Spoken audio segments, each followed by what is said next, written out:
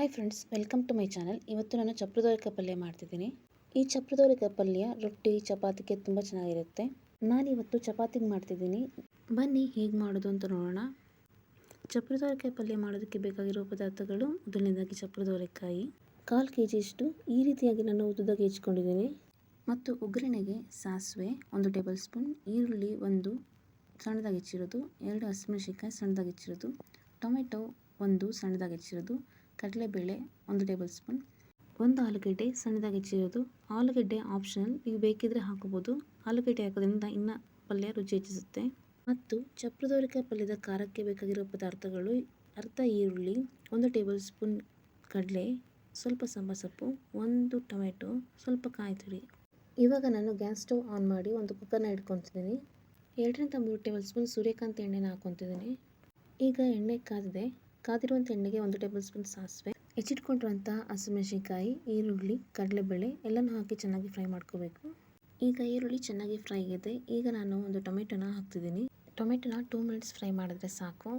ಇವಾಗ tomato fry ಆಗಿದೆ. ಹೆಚ್ಚಿಟ್ಕೊಂಡಿರುವಂಥ ಆಲೂಗಡ್ಡೆನ ಹಾಕಿ 1 minute fry ಮಾಡ್ಕೊತಿದ್ದೀನಿ. ಇವಾಗ ಆಲೂಗಡ್ಡೆ ಫ್ರೈ ಆಗಿದೆ. ನಾನಿವಾಗ ಚಪ್ರದವರೆಕಾಯಿ ಹಾಕ್ಕೊತಿದ್ದೀನಿ. ಚಪ್ರದವರೆಕಾಯಿನ 2 to 3 ಮಿನಿಟ್ಸ್ ಫ್ರೈ ಮಾಡ್ಕೊಂಡ್ರೆ ಸಾಕು. ಇವಾಗ ಚಪ್ರದವರೆಕಾಯಿ ಫ್ರೈ ಆಗಿದೆ. ನಾನಿವಾಗ ಖಾರವನ್ನು ರುಬ್ಕೊತಿದ್ದೀನಿ.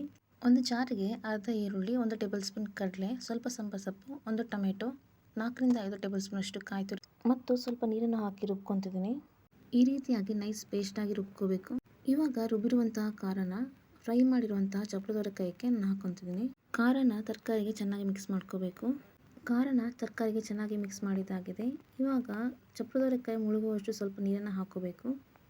ನಂತರ 1/4 ಟೇಬಲ್ ಸ್ಪೂನ್ ಖಾರದ ಪುಡಿ ಮತ್ತು ಸಾಂಬಾರು ಪುಡಿ ಮಿಶ್ರಣ ಮಾಡಿರುವಂತಹ ಪೌಡರ್ನ ಹಾಕ್ಕೊತಿದ್ದೀನಿ. ನೀವು ಸಪ್ರೇಟಾಗಿ ಕೂಡ ಹಾಕೋಬೋದು. 1 ಟೇಬಲ್ ಸ್ಪೂನ್ ಖಾರದ ಪುಡಿ, 3/4 ಟೇಬಲ್ ಸ್ಪೂನ್ ಸಾಂಬಾರು ಪುಡಿ ಹಾಕೋಬೋದು. 1 ಟೇಬಲ್ ಸ್ಪೂನ್ ಅಷ್ಟು ಅರಳುಪ್ಪನ್ನು ಹಾಕ್ಕೊತಿದ್ದೀನಿ. ಇವಾಗ ಎಲ್ಲವನ್ನು ಚೆನ್ನಾಗಿ ಬೆರೆಸ್ಕೊಳ್ಳೋಣ.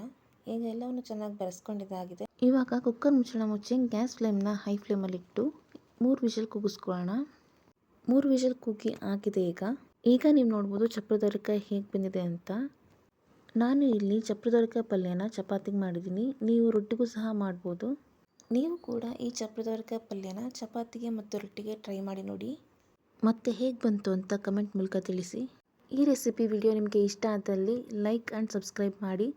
ಮತ್ತೆ ನೆಕ್ಸ್ಟ್ ರೆಸಿಪಿ ವಿಡಿಯೋ ಒಂದಿಗೆ ಸಿಗ್ತೀನಿ. Thank you.